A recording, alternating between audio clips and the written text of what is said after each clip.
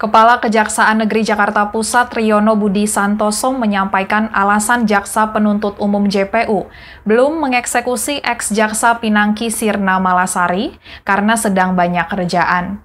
Dikonfirmasi Sabtu 31 Juli 2021, Triyono mengatakan beberapa pekan terakhir, Korps Adiaksa sedang banyak mengurus perkara lain. Namun tidak dijelaskan kesibukan yang sedang dikerjakan para jaksa.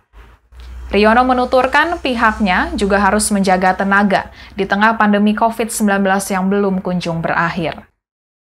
Sebagai informasi, Pengadilan Tipikor Jakarta memvonis ex-Jaksa Pinangki selama 10 tahun penjara. Namun pada tahap banding, Majelis Hakim memangkas hukuman Pinangki menjadi 4 tahun penjara pada 14 Juni 2021 lalu. Sepekan setelahnya, JPU baru menerima salinan putusan banding terkait pemangkasan hukuman ex-Jaksa Pinangki. Setelah menimbang selama 14 hari, akhirnya JPU memutuskan tidak mengajukan kasasi. Artinya, JPU menerima putusan pemangkasan hukuman ex-Jaksa Pinangki menjadi 4 tahun penjara. Dengan keputusan tersebut, artinya kasus Pinangki telah inkrah pada 7 Juli 2021 lalu. Pinangki terlibat dalam kasus suap $500.000 Amerika Serikat dari terpidana kasus cesi Bank Bali Joko Chandra. Tidak hanya itu, Pinangki terbukti melakukan pencucian uang senilai $375.279 Amerika Serikat atau setara $5.253.905.036. Uang itu pun digunakan Pinangki untuk bergaya hidup mewah. Tercatat Pinangki memakai uang tersebut untuk membeli mobil BMW X5 dan pembayaran sewa apartemen di Amerika Serikat. Selain itu, uang tersebut digunakan Pinangki untuk berobat kecantikan di Amerika Serikat hingga pembayaran kartu kredit.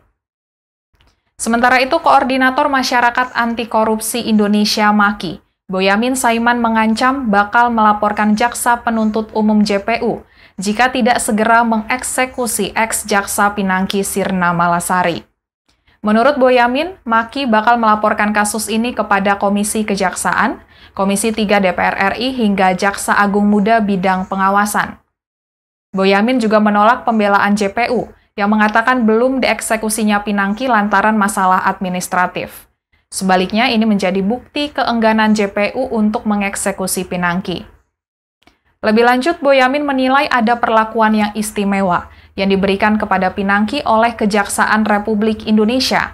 Hal ini berbeda dengan perlakuan yang diberikan kepada tahanan lainnya.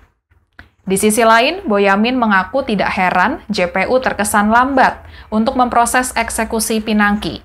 Sebab sejak awal, ex-Jaksa Pinangki telah mendapatkan perlakuan istimewa dari Kejaksaan.